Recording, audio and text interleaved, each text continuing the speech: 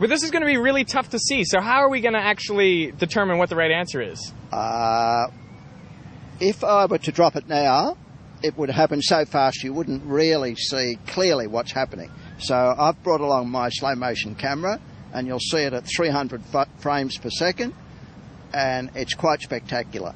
Well, that's ultra slow-mo, so that's exactly what we need to sort out this problem. We'll give a countdown, because it happens really fast. All right. 3, 2, 1, drop. Wow, did you see that? I didn't really see which happened first. No, I need to slow that down. Well, let's go to a slow motion replay and see what actually happened.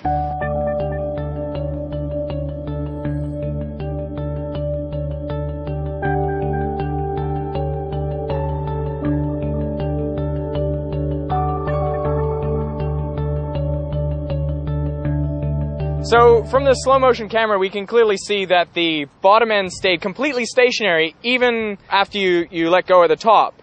It waited until the whole Slinky had collapsed down to the bottom before it itself moved downwards. How do we explain that?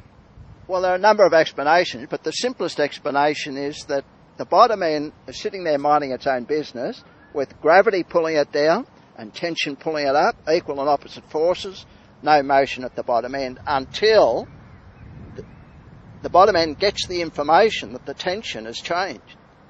And it takes time for that information to propagate down through the Slinky to reach the bottom end. So it's propagating down as a compressional wave. And we saw that compression wave travel down, and it has to reach the bottom before the bottom even knows that you've let go at the top. Correct.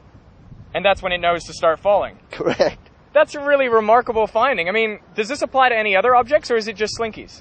No, it applies to the real world, particularly in sports, which is the field I'm interested in.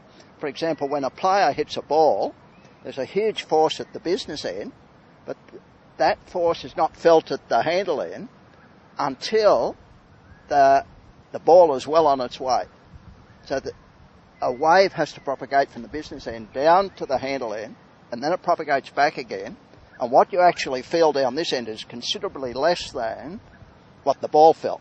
So, wow, if you're playing tennis or something, you only feel that you've hit the ball after you've actually hit the ball. Yeah, the ball's nearly to the net by the time you actually feel what's happened. That goes against, all your intuitions, that you really can feel it as soon as the ball's on your racket. It's the same in golf. If you whack a golf ball, you often find golfers will finish with a nice flourish, thinking that it has some effect on the ball, but of course the ball was halfway to the hole by the time that happens. Of course. Now, what if we wanted to do a little extension activity? I want you to make a prediction. If we attach this tennis ball onto the base of the Slinky and we drop it again, what will happen to the tennis ball? Will it do the same as the base of the Slinky and just stay there? Or will it fall with the acceleration due to gravity g? Or will it go upwards? Well, we'll have to try it and find out. All right, I'd like you to make your prediction now. Quick.